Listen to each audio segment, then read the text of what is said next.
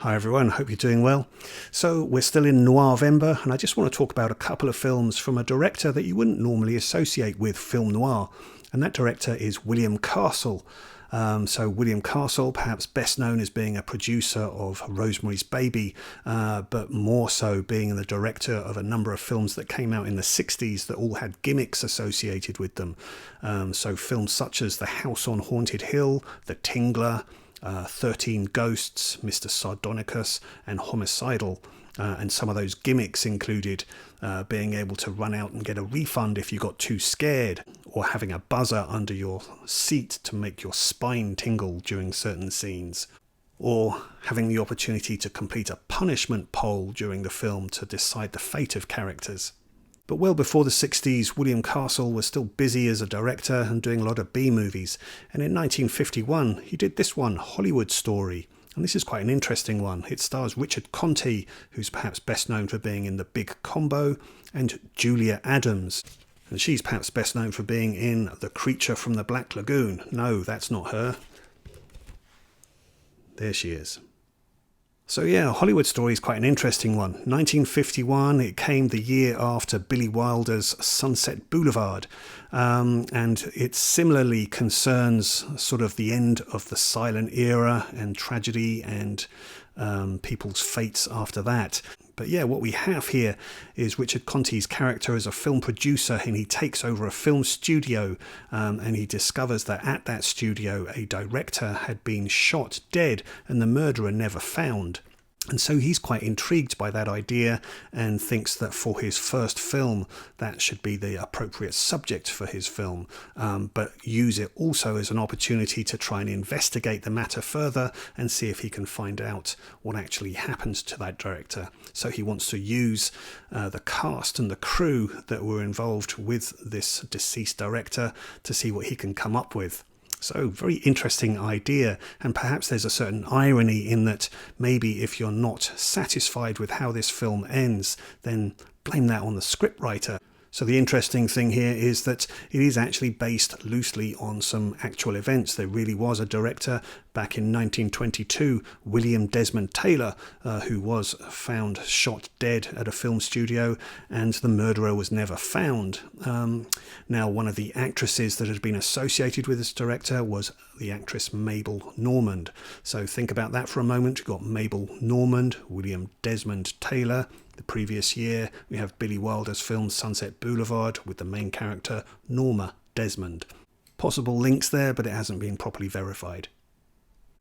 Now, I wouldn't necessarily say that Hollywood Story is a fantastic film noir, but it's certainly watchable, and there's a lot that's really interesting about it, particularly the fact that William Castle uses a whole load of cast members here who have come from the silent film era and who really are not well-known names any longer. But let's just run through some of these names who appear in this film.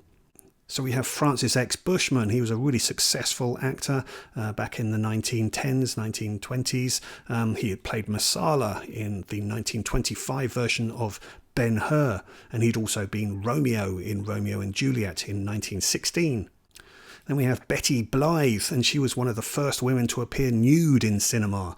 She was in a film in 1921 called The Queen of Sheba that was directed by J. Gordon Edwards, who was the grandfather of Blake Edwards. And then we have William Farnham, who was reportedly one of the highest paid actors in Hollywood between the period of 1915 and 1924, when he then had an accident on set. But yeah, he had big starring roles, for instance, playing the character Jean Valjean in Les Miserables, as well as being in A Tale of Two Cities. And then we have Helen Gibson, and she's credited as being one of the first female Hollywood stunt women. And she was in loads of westerns and perilous serials, including The Hazards of Helen in 1914. Her final role was an uncredited film role in The Man Who Shot Liberty Valance in 1962. Then we have Rico Alanis, and he's a Spanish actor. He started his career, actually, he's not from the silent era, but he started in 1949, and his first dozen or so films were all uncredited, including uncredited in this one. But he went on to have a starring role in The Magnificent Seven in 1960. And then we have Barry Norton, an actor from the silent era who appeared in some 230 movies, but wasn't actually credited in barely any of them, although he did play Juan Harker in the 1931 Spanish version of Dracula, so the Jonathan Harker character. And interestingly, it was actually the Bela Lugosi version of Dracula that got William Castle interested in getting into the movies.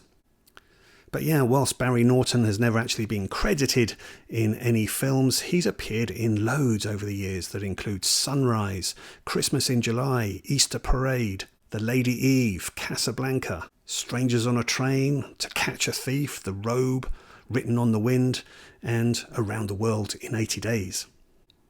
Then we also have Elmo Lincoln, and he's credited as being the first Tarzan. He starred in Tarzan of the Apes in 1918. And then we have here Olan Soule, who is a radio commentator in this, and he has a huge career. He has over 7,000 radio show credits to his name, as well as some 270 film roles. So character actor and voice actor. And he is actually significant as being the first actor to voice Batman in an animated series, which was in 1968. And then finally, we do actually have Joel McCrea, but you'll recognise him because his name's actually shown on a door in this film. But yeah, Joel McCrea, the star of Foreign Correspondent and The Most Dangerous Game and Sullivan's Travels.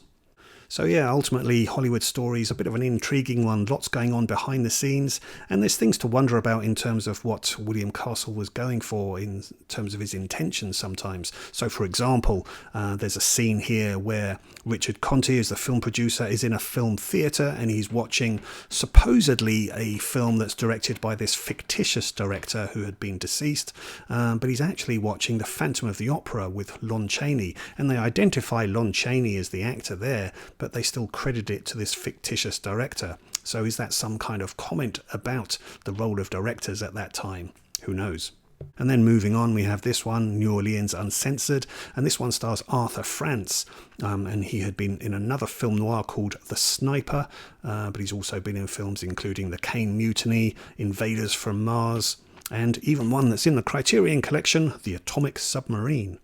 And yeah, this is quite an interesting one. We've got Arthur France here as a discharged sailor who comes to New Orleans, the port, and gets work on the docks there with the longshoremen, and before long starts to realise that there's some mob corruption going on.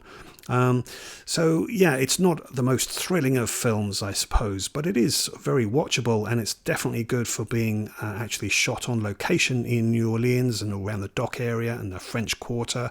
And I really like the supporting actresses that are in this, both of whom don't have significant film careers, but there's Beverly Garland, who had been in the film Pretty Poison with Tuesday Weld and Anthony Perkins, and also DOA, and a starring role in The Alligator People.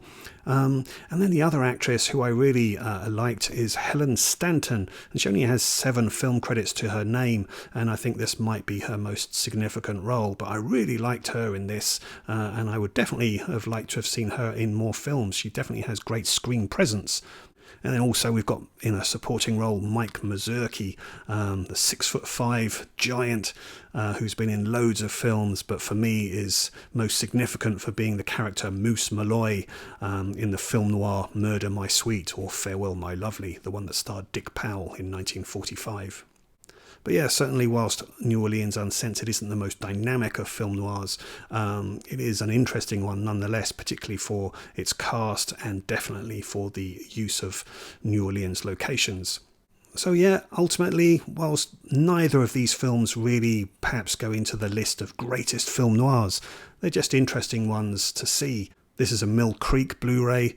Both films look perfectly fine to me. There is a bit of sound crackle here and there. But yeah, Hollywood Story and New Orleans Uncensored from director William Castle. Okay, so there you go. That's a couple more films for Noirvember. Let me know in the comments if you have any thoughts about those movies. Please do join me again for some more videos. I hope to see you. All the best to you. Bye-bye.